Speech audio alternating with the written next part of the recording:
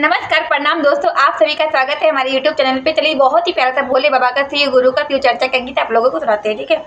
हमरे शिव गुरु के चार गो दुआर हो की चारों गेट खुला बा। हमरे शिव गुरु के चार गो दुआर हो की चारों गेट खुला बा।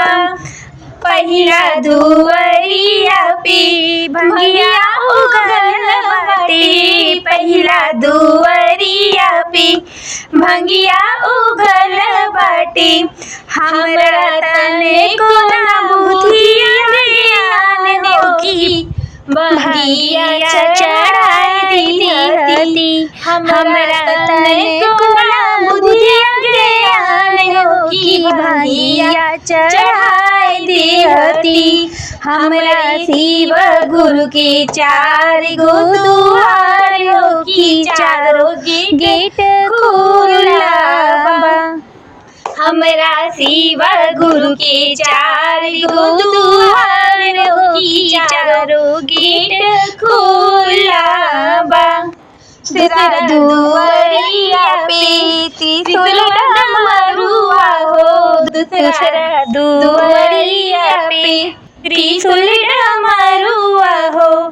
हमरा तन को ना बुधिया ज्ञान हो की डमरू बजाई दिहती। हमरा तन को ना बुधिया ज्ञान हो की डमरू बजाई दिहती। हमरा शिव गुरु के चार गो दुआर हो की चारों गेट खुला बा। हमरा शिव गुरु के चार गो दुआर हो की चारों गेट खुला बा।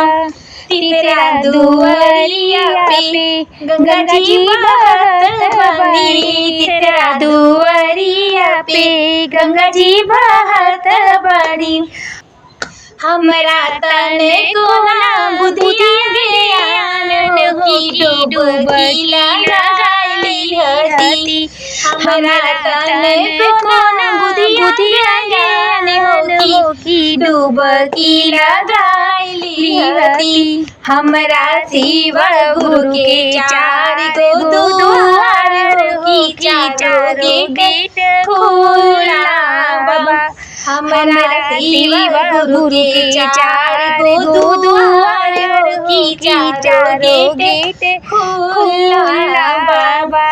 चौथा दुआरिया पे शिव जी खड़ा बाटे, चौथा दुआरिया पे शिव जी खड़ा बाटे। हमरा तने को ना बुधिया ज्ञान हो की सिसवा झुकाइली हती।